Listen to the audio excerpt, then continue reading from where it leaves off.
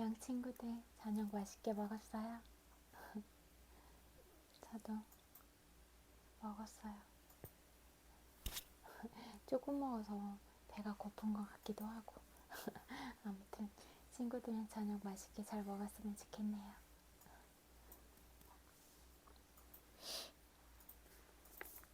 책 읽어드릴게요.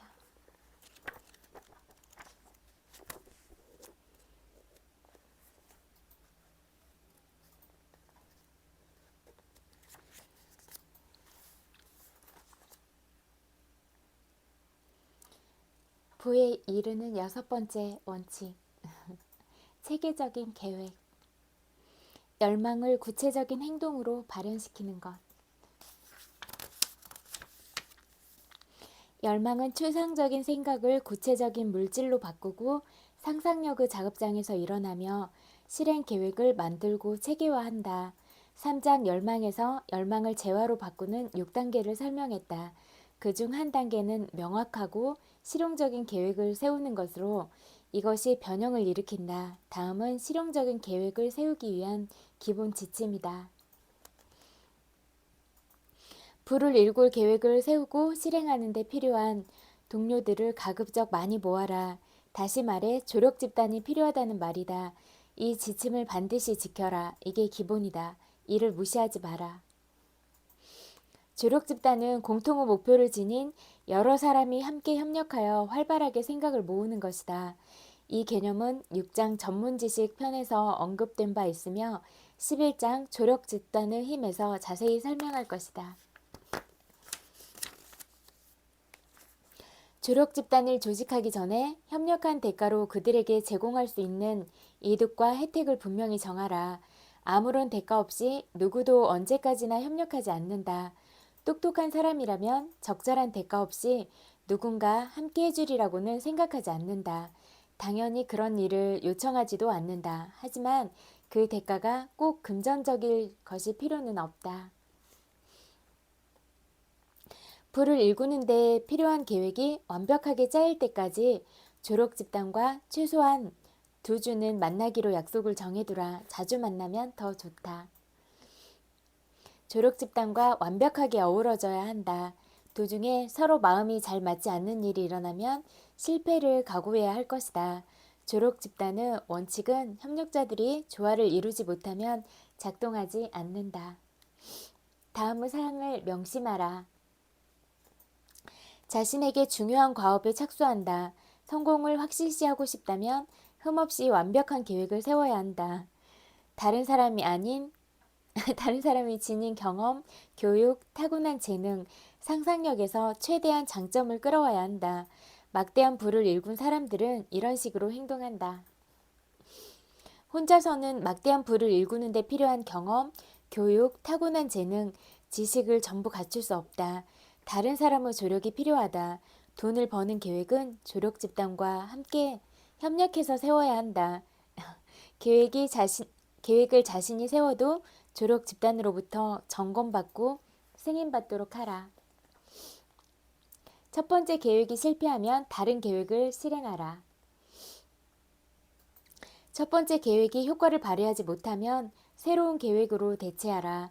새로운 계획도 효과를 발휘하지 못하면 다른 계획으로 대신하라. 성공할 계획을 찾아낼 때까지 계속 새로운 계획을 세워라.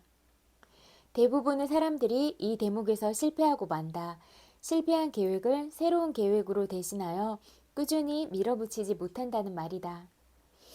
아무리 똑똑한 사람이라도 실용적이고 효과적인 계획을 세우지 않으면 부를 일굴 수 없다.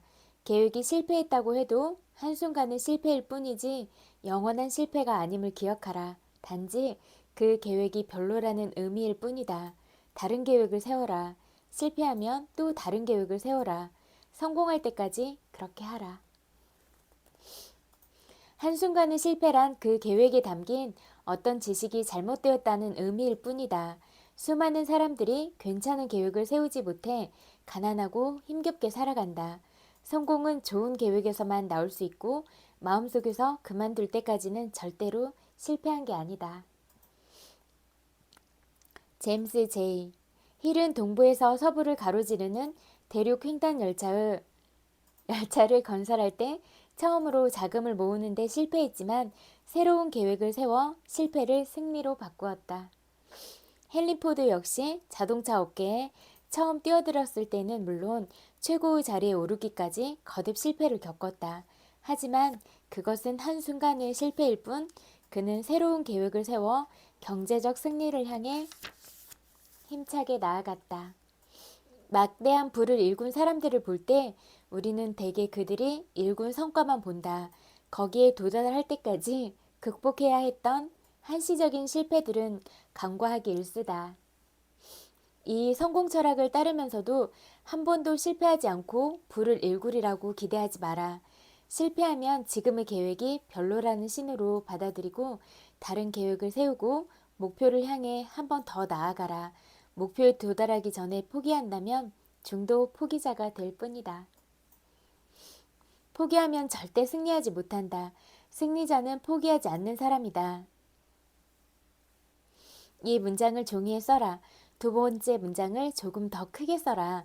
그리고 그 종이를 매일 밤 잠들기 전에 매일 아침 출근하기 전에는 보이는 곳에 붙여두라. 조력 집단을 구성할 때 실패를 심각하게 받아들이지 않는 사람을 선택하라. 어떤 사람들은 어리석게도 돈이 돈을 낳는다고 생각한다. 전혀 그렇지 않다. 돈은 성공 원칙을 통해 열망을 재화로 바꾼 것이다. 돈은 그 자체로는 아무것도 아니다. 비활성 물질일 뿐이다. 돈을 움직이지도 생각하지도 말하지도 못한다. 하지만 누군가가 열망을 품고 그것을 부르면 그 소리를 듣는다. 부를 일구는 프로젝트를 성공시키는 기본은 영리한 계획이다.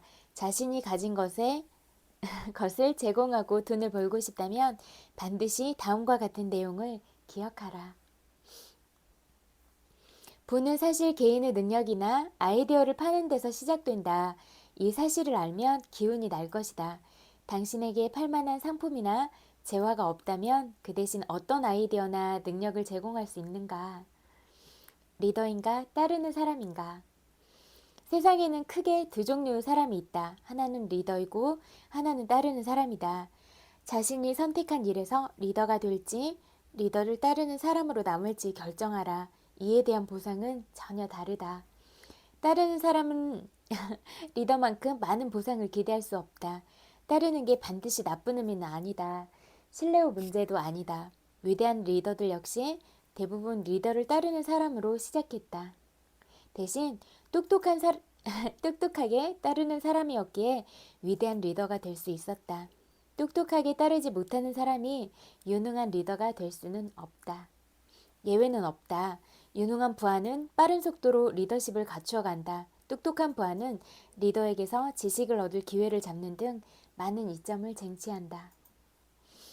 리더십의 덕목. 다음은 리더십에 반드시 필요한 주요 덕목이다. 1. 흔들리지 않는 용기. 용기는 자신과 직무를 아는 일에서 나온다. 자신감과 용기가 없는 리더 밑에서 머물기를 원하는 사람은 없다. 영리하지 못한 사람만이 그런 리더 밑에서 오래 머무른다. 2. 자제력. 스스로를 다스릴 수 없는 사람은 다른 사람도 다스리지 못한다. 자제력이란 따르는 사람들에게 강력한 모범을 보이는 것이다. 똑똑한 사람이라면 이를 따르게 될 것이다. 3. 똑부러지는 정의감.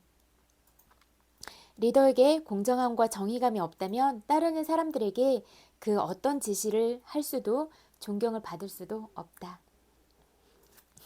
이게 진짜 윽박지르거나 소리 질러서 따르게 하는 게 아니라 진짜 마음에서 우러나오는 그런 진심 어린 마음들로 사람들을 따르게 하는 이 리더십이 가장 강력한 리더십인 것 같아요.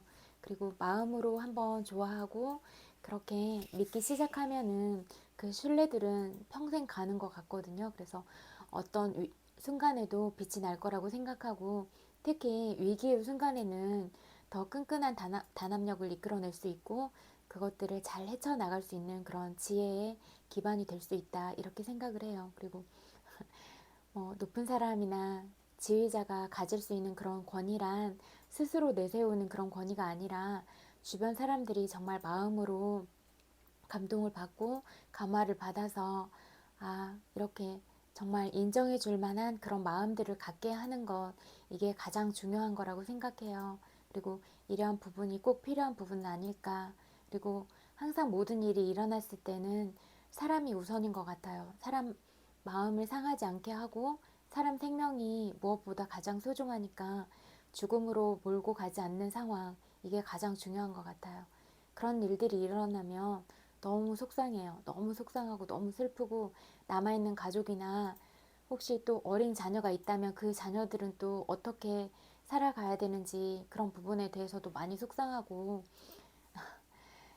죽은 사람은 그냥 떠나면 잊혀질 수도 있겠지만 또 남아있는 가족은 그 평생 한을 품고 살아가야 되는 문제가 있잖아요. 그런 상처를 안고 살아간다는 게 너무 가슴 아픈 일인 것 같아요. 그래서 어떠한 일에도 그런 슬픈 일이 없었으면 좋겠다는 생각이 들었어요. 4. 확고한 결심. 결심이 흔들리는 사람은 자기 자신에 대한 확신이 없다는 말이다. 그러면 사람들을 제대로 이끌 수도 없다. 5. 명확한 계획. 리더는 할 일을 계획하고 계획에 따라 일한다. 실용적이고 명확한 계획이 없이 어림짐작으로 움직이는 리더는 방향타 없이 움직이는 배와 같다. 그러면 언젠가 암초에 부딪히게 될 것이다. 6. 보상보다 더 많이 일하는 습관. 리더가 져야 할 불이익이 있다면 그가 따르는 사람보다 더 많은 일을 기꺼이 해야 한다는 점이다. 이건 모르겠어요. 일을 꼭 더 많이 하느냐 이거에 따라서 달라지는 건가, 아니면 또 효율적으로 어떤 것들을 이렇게 빠르게 해내는 게 필요한가, 이 부분들에 대해서도 상황이 맞을 것 같아서 일의 그런 분량이나 그런 양들이 꼭 중요한 건 아닐 수도 있겠다, 이런 생각이 들기는 하네요. 7. 매력적인 성격. 이거는 정말 중요한 것 같아요. 우리가 다 각자 매력이나 이런 것들이 다르긴 하잖아요. 그 사람한테 이렇게 풍겨나온 아우라나 이런 것도 다 다르고, 근데 이렇게 무엇보다 자기만의 매력을 갖추고 있는 사람이 스스로를 더 돋보이게 만드는 것 같다, 이런 생각이 들더라고요. 그리고 그런 매력적인 사람 곁에 많은 사람들이 모이고 그러는 것 같아요. 그래서 한 사람 한 사람이 가진 매력이나 그런 것들이 참 중요하다, 이런 생각이 드네요. 리더는 사람들에게 존경을 불러일으켜야 한다. 리더에게서 매력을 발견하지 못한다면 사람들은 그를 존경하지 않는다. 8. 공감과 이해 능력. 이 부분 정말 중요한 것 같아요. 리더는 따르는 사람들에게 공감할 줄 알아야 한다. 더 나아가 그들과 그들이 지닌 문제를 이해해야 한다. 그래서 경청이 가장 중요한 것 같아요. 내가 상대방의 말을 들어봐야 상대방이 무슨 생각을 가지고 있나, 무슨 의견을 이야기하고 싶은가, 이걸 알게 되잖아요. 근데 우리가 듣는 귀들을 가지고 있는가, 이것도 생각해 볼 문제인 것 같아요. 9. 세세한 곳까지 모두 파악하는 능력. 리더는 리더의 자리에서 모든 일을 세세하게 완전히 알고 있어야 한다. 10. 책임을 온전히 감수할 것. 리더는 따르는 사람들이 저지른 실패와 문제를 기꺼이 책임져야 한다. 리더가 누군가에게 책임을 전가하려고 들면 그 자리를 지킬 수 없다. 따르는 사람이 실수를 저지르거나 능력이 없다면 그 실패가 자신의 실패라고 생각해야 한다. 이거 맞는 것 같아요.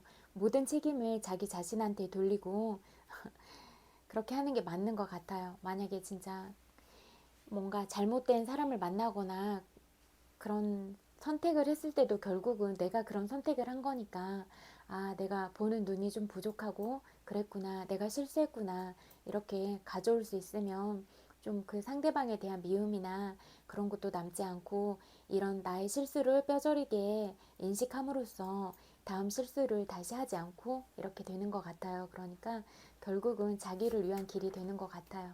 그리고 이렇게 보면은 저는 약간 과묵한 사람을 좋아하는 편이긴 하거든요. 장난이나 농담하고 이렇게 가볍게 하는 것들은 그 분위기나 이런 것 때문에 좋아하긴 하는데, 그 사람이 말을 할 때 진중함이 있는가, 그리고 말을 가볍게 하지 않는가, 이 부분을 많이 봐요. 그래서 너무 가볍게 얘기를 하면 조금 생각을 해보는 것 같아요. 그리고 이렇게 누구한테 들은 얘기를 또 가볍게 치부해버리고 싶지도 않아요. 왜냐면 그 사람은 나를 믿고 한 얘긴데 내가 그렇게 가볍게 상대방의 얘기를 하면 안 된다고 생각하거든요. 그래서 그런 부분들은 좀 무겁게 가지고 가야 될 부분들이 분명히 있다. 이렇게 생각해요. 그리고 부하의 잘못이나 아랫사람의 잘못에 대해서도 그냥 내가 뭐 1대1로 조용한 데 가서 인격적으로 이렇게 혼은 내더라도 외부 사람들 앞에서는 그렇게 드러내지 않는 게 중요한 것 같아요. 내가 안으면 되잖아요. 내가 품으면 되는 문제잖아요. 어차피 그렇게 외부로 말하거나 이런 거는 나는 내 얼굴에 침 뱉는 것 같아서 그거랑 똑같아서 그냥 내가 안고 가고 싶다 이런 마음이 들더라고요. 11. 협력. 리더는 협력의 원칙을 이해하고 적용해야 한다. 따르는 사람들 역시 그렇게 하도록 이끌어야 한다. 리더십에는 힘이 필요하며 힘은 협력에서 나온다. 리더십에는 두 가지 종류가 있다. 하나는 따르는 사람들에게 공감하고 그들의 동의를 얻는 것이다. 이 리더십은 무척 효율적이다. 다른 하나는 공감이나 동의 없이 힘으로만 이끄는 리더십이다. 이건 좀 별로예요. 역사는 힘으로만 통치하면 오래가지 못함을 보여준다. 독재자나 왕이 몰락하고 사라지는 것을 보라. 사람들은 힘으로 밀어붙이는 리더를 언제까지나 따르지 않는다. 나폴레옹, 무솔리니, 히틀러는 힘의 리더십을 발휘한 대표적인 인물들이다. 이들의 리더십은 역사에서 사라졌다. 이들의 세력은 무너지고 사라졌다. 따르는 사람들이 동의하는 리더십이야 오래 갈 수 있다. 이 부분 중요한 것 같아요. 마음으로 따르게. 사람들은 힘을 휘두르는 리더를 잠시 따를 수는 있지만 기꺼이 그렇게 하지는 않는다. 성공한 리더는 앞서 소개한 리더십의 11가지 덕목을 포용해야 한다. 물론 다른 요소들도 필요하다. 이런 덕목의 기초에 리더십을 발휘하는 사람은 인생의 어느 방면에서든 리더가 될 기회를 발견하게 될 것이다. 가능한 한 많이 품고 가고 이런 게 좋은 것 같아요. 실패하는 리더의 10가지 특성.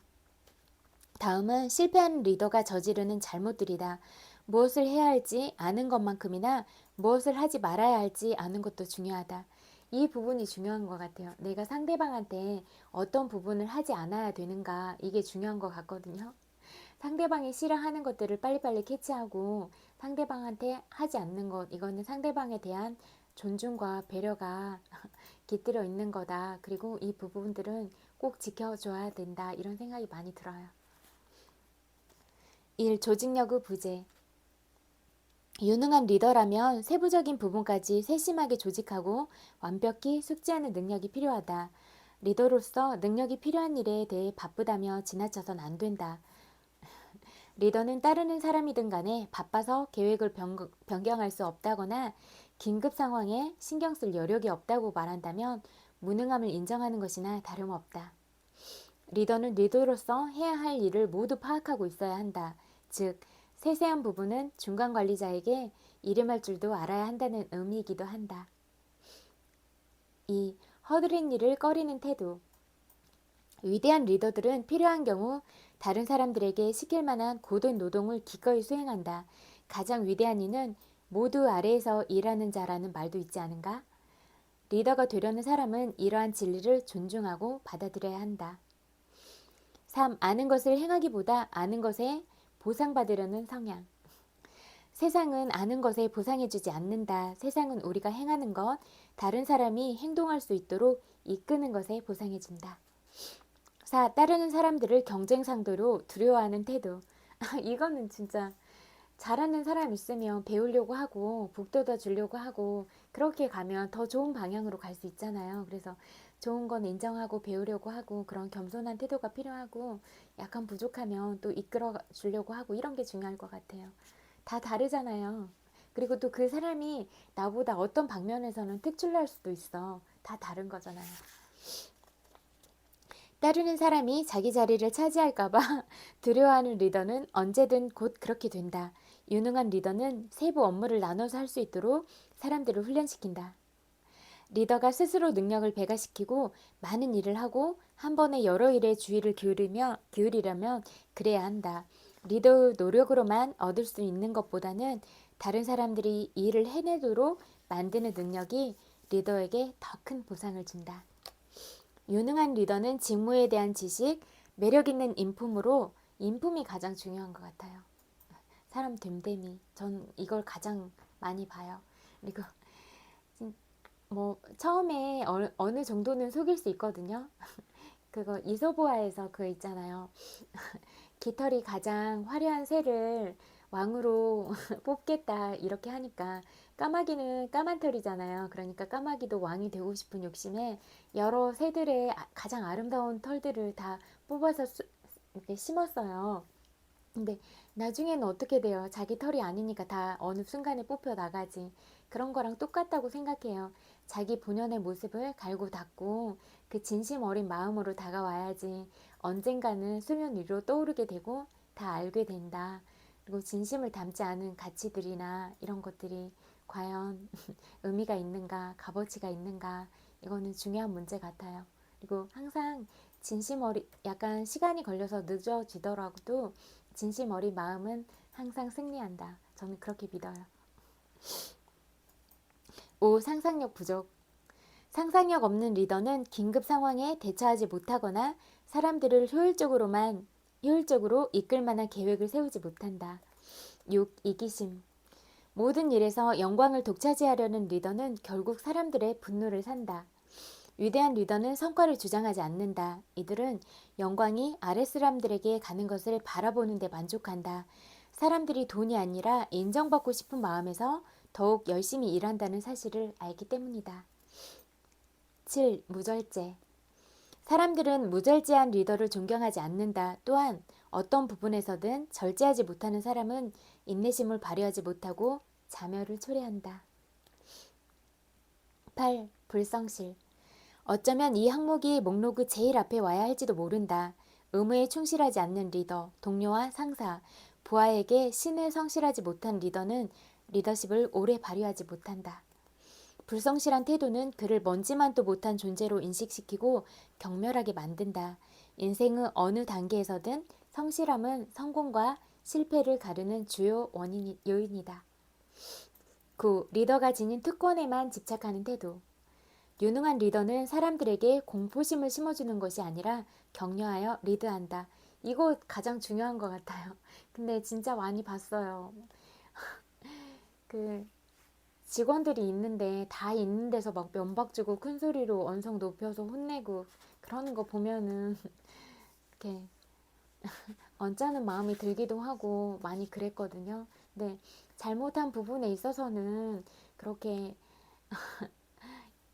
뭐 충고나 이런 조언을 들어야 되잖아요. 근데 그래도 이렇게 한쪽으로 가서 그냥 다른 방에서 인격적으로 잘못한 부분에 대해서만 이야기를 하지 막 면박 주고 인격적으로 그 사람 자체에 대해서 사람이 막 자존감이 무너지게 한다든지 내가 더 이상 돌파구가 없어서 내가 죽음으로써 끝나겠구나 이런 마음에 들게 하는 거는 너무 아닌 것 같아요. 그리고 그렇게 해서 사람이 죽게 하면 결국은 살인자인 거 아니에요? 그거는 진짜 바람직하지 못한 것 같아요. 그렇게 사람을 죽게 만들면 그 죄는 어떻게 해요? 10. 지위에 연연하는 태도. 유능한 리더는 사람들의 존경을 얻어내기 위해 지위를 필요로 하지 않는다. 지위를 과하게 강조하는 리더는 일반적으로 두드러진 능력이 없는 사람이다. 진짜 리더는 사무실 문을 모두에게 열어두며 형식적 절차에 구애받지 않고 과시하지 않는다. 아까 이거 다시 해야겠다. 리더가 지닌 특권에만 집착하는 태도. 유능한 리더는 사람들에게 공포심을 심어주는 것이 아니라 격려하여 리드한다. 자기의 권한을 강조하는 리더는 힘으로 사람들을 다스리려 한다. 진정한 리더라면 자신이 리더임을 널리 떠버릴 필요가 없다. 이거 맞는 것 같아요. 사람들이 인정하면 자연스럽게 리더가 되는 거잖아요. 그리고 이런 것들은 마음 깊은 곳으로부터 사람들이 그냥 따르고 싶은 마음이 들어서 따르는 거잖아요. 그러니까 이게 가장 중요하고 오래 간다. 지속시키는 힘이 있다. 이렇게 믿어요. 그러니까 공감하고 이해하고 공정한 태도, 자기 직무를 잘 알고 있다는 사실을 보여준다는 말이다. 이 10가지 사항은 리더십이 실패하는 가장 공통적인 요인이다. 당신이 이 중 하나라도 잘못을 저지르고 있다면 리더로서 실패할 확률이 높아진다. 자신이 이런 리더십을 바라는 건 아닌지 주의 깊게 살펴보고 잘못을 저지르고 있지는 않은지 확인하라. 잘못된 부분은 확인하고 점검하고 또 수정해 나가면 되는 거니까요. 경영관리 및 조직 이론을 가르치는 워렌 베니스 교수는 관리자는 일을 올바로 바로잡는 사람이고 리더는 올바른 일을 행하는 사람이다 라고 말했다. 그레이스 호퍼 제독은 인터뷰에서 이런 말을 했다. 사물이 관리가 필요하듯 사람도 이끄는 이가 필요하지요. 이력서 쓰는 법. 좋은 이력서는 변호사의 사건 개요서만큼이나 신중하게 준비되어야 한다. 이런 이력서를 준비해본 경험이 없다면 전문가의 조언을 받아라. 성공한 기업에서도 광고할 때 광고 심리학 전문가들을 고용한다. 자신의 능력을 파는데도 마찬가지이다. 미국 구직시장은 나폴레온 힐이 이 선구적인 문단을 쓰던 때만큼 상황이 나쁘지 않다. 당시에는 대공황으로 인해 어떤 직종에서든 일정한 일자리를 찾기 힘들었으며 취업할 자리도 없었고 직장을 구하는 법을 배울 곳도 마땅치 않았다. 그 이후 이 주제에 관한 훌륭한 책들이 많이 발행되었으며 이력서를 준비하는 법을 도와주는 전문 회사도 일반적인 사업이 되었다. 하지만 마법은 책이나 광고 전문가에게서는 찾을 수 없다. 그것은 오직 자신만이 제공할 수 있는 노무에서 비롯된다. 이제부터 소개할 지침을 사용하여 자기소개서를 작성해 보라. 일단 초안을 작성하고 관련 서적을 적어도 한 권 정도 검토해 보라. 그러면 더욱 잘 제안할 방법을 찾을 수 있을 것이다. 그 내용이 어느 정도 만족스러운지에 따라 전문가에게 조언을 받을 수도 있을 것이다. 주의할 점은 2가지다. 먼저 당신이 쓴 자기소개서가 어디서나 돌아다니는 흔하디 흔한 것이 아니어야 한다. 수년 동안 수많은 자기소개서를 받아본 결과 나는 특정한 문장, 단어, 형식을 차용한 것들이 수없이 많음을 알게 되었다. 책에서 내용을 그대로 베껴 쓴 것도 본 적이 있다. 당신의 목적은 자신을 두드러지게 나타내는 것이다. 2번째는 지나치게 눈에 띄려 애쓰지 말라는 것이다. 고용주의 시선을 끄는 일과 당신이 열심히 하고 있음을 보여주는 것 사이에 균형을 잡아야 한다. 이를테면 뉴욕에서 일하는 마케팅 부서 임원인데 로스앤젤레스 회사에 지원한다고 하자. 다음날 아침 퀵으로 신선한 베이글 한 봉지와 함께 지원서를 보낸다면 좋은 인상을 줄 수 있다. 반대로 다트판 한가운데에 사진을 꽂아 보내는 것은 지나치다. 영리하게 굴어라. 하지만 반드시 전문가답게 보여야 한다. 지나치게 영리함을 발휘해 전문가다워 보이지 않아서는 안 된다. 이제 이력서를 작성하는 지침 몇 가지를 소개할 것이다. 힐의 시대에는 구직 광고를 보고 지원하거나 팩스로 지원서를 보내는 것이 일반적이었다. 그래서 힐은 이 2가지를 구분해 자기소개서를 작성하는 지침을 만들었다. 자기소개서에는 다음의 사항이 드러나야 한다. 1. 교육 배경, 어떤 교육을 받았고 무엇을 전공했으며 해당 분야를 공부한 이유를 간결하고 명확하게 써라. 절대 과장하지 마라. 이는 무척이나 중요하다. 교육 배경은 물론 경력과 추천서 역시도 마찬가지다. 노동법이 까다로워졌기 때문에 고용주들은 처음 고용하는 사람을 꼼꼼하게 살펴보게 된다. 정규직과 시간제 근로자의 차이, 성희롱, 해고 배경, 면접 시 할 수 있는 질문과 할 수 없는 질문은 물론 그 밖에 고용주가 소송당할 만한 여지가 있는 내용이 법적으로 규정되어 있다.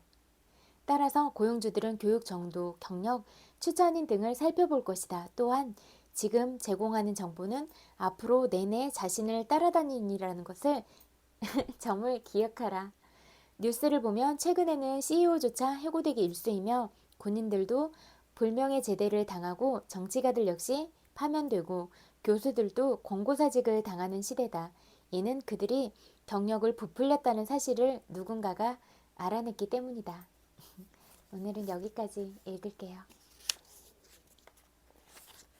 리더십은 되게 중요한 것 같아요. 그러니까 친구들도 적용할 부분에 있어서 다 각자 자신은 어떤 마인드로 살아가고 있나, 또 자신들은 또 어떻게 행동하고 있는가, 이런 부분들을 잘 생각해 보고, 그러면 또 친구들이 가진 그런 특별함과 잠재 의식들은 진짜 무한하잖아요. 잠재 능력들은. 그러니까 그런 부분에 잘 적용을 시키고 그렇게 대입시켜 보면 나중에 언젠가 친구들한테서 이런 특별함들이 정말 어떤 형태로 발현될지 우리는 아무도 모른다. 그래서 어떤 사람을 단정 짓거나 뭐 너는 안 되라고 그렇게 부정적인 시선으로 이렇게 틀에 가둔다는 게 얼마나 무의미한 일인가, 이런 부분들에 대해서도 많이 생각해 봐요. 잘한다 잘한다 하면서 칭찬하고 갈 수 있잖아요. 그리고 잘한다는 말을 듣고 하면 더 힘이 나고 용기가 나서 더 잘하게 될 텐데, 왜 잘하고 있는 싹을 다 밟고 짓밟아서 아예 하지도 못하게 만드는지, 이런 것들은 저는 생각할 때 가장 중요한 게 살아있는 마음을 살려주게 하는 거, 이게 가장 중요한 것 같아요. 사람 마음을 죽여버리면 그 사람이 어떻게 살아가요. 그래서 저는 이 부분에 대해서 중요하다고 항상 말해주고 싶고, 친구들이 가장 특별하고 소중하기 때문에 마음 안에 이런 소중한 씨앗들을 항상 주고 싶은 것 같아요. 그래서 이런 씨앗들이 몽글몽글 마음에 피어올라서 마음이 항상 따뜻하게 차올라서 그런 행복으로 살아가기를 바래요.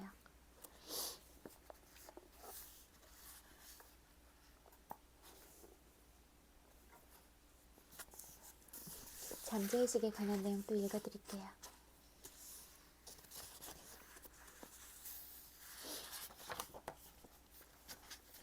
간절한 욕망은 잠재의식의 나침반이 된다.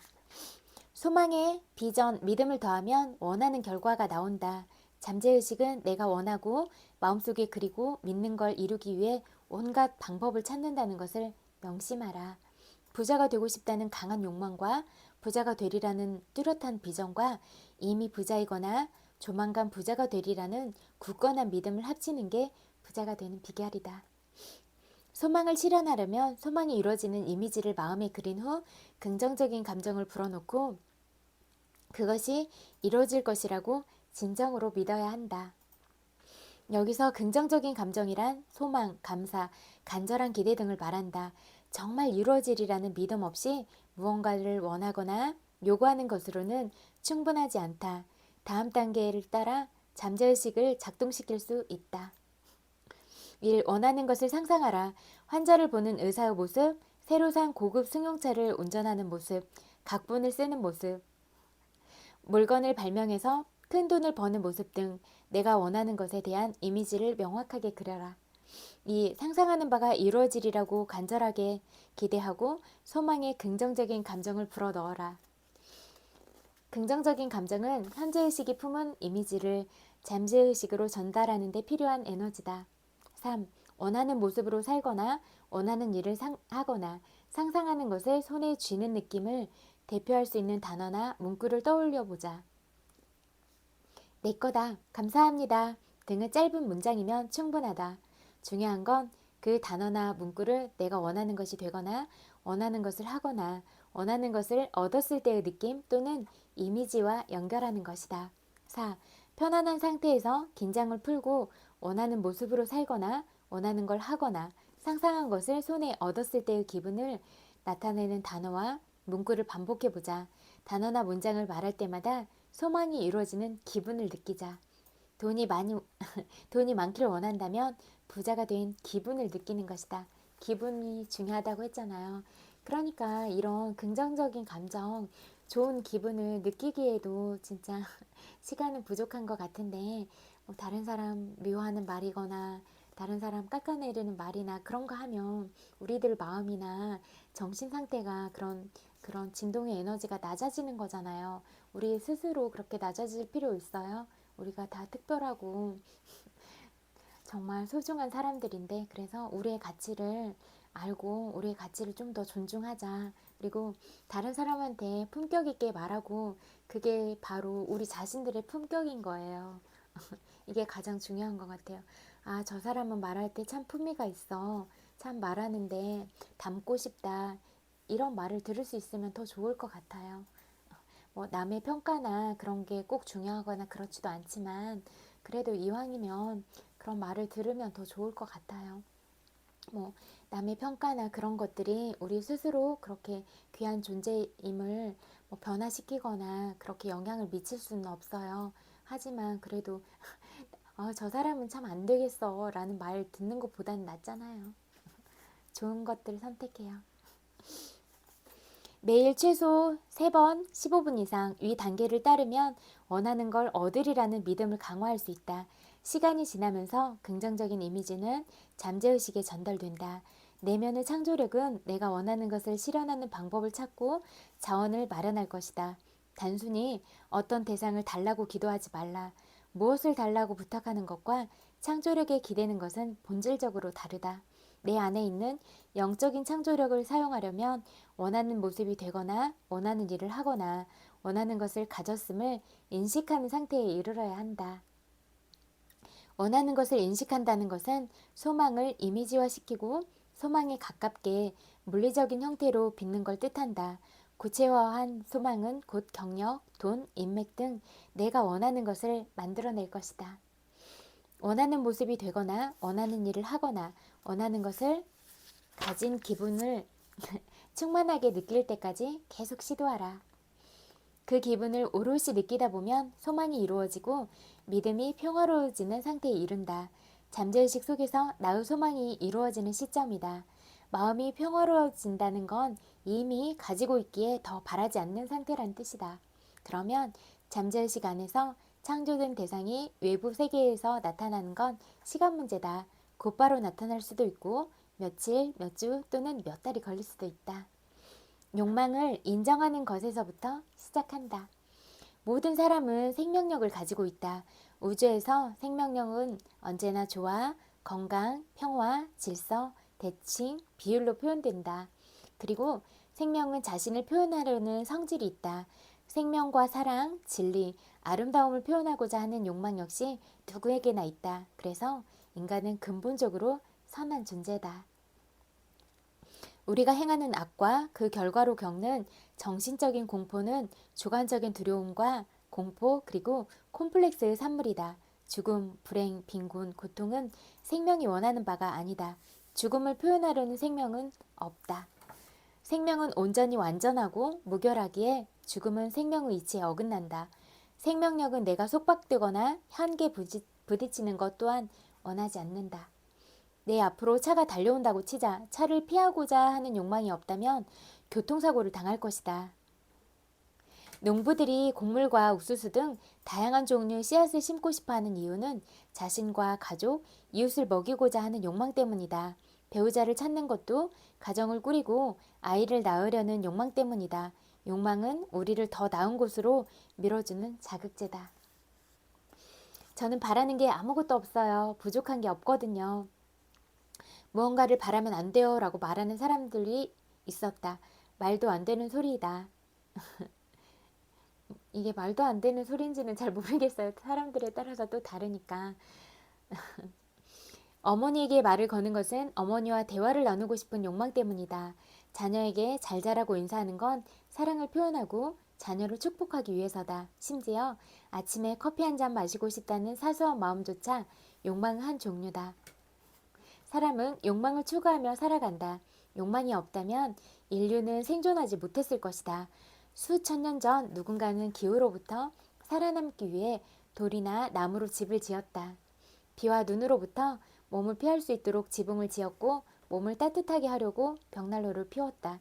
하지만 벽난로는 비효율적이고 위험했으며 난방이 잘 되지 않아 라디에이터가 발명됐다. 여름엔 실내가 너무 더웠기 때문에 에어컨도 발명되었다. 모든 발명은 욕망에서 시작된다. 그래서 욕망을 모든 행동이 샘솟는 샘물이자 근원이라고 부른다. 시작이 욕망이라면 끝은 발현이다.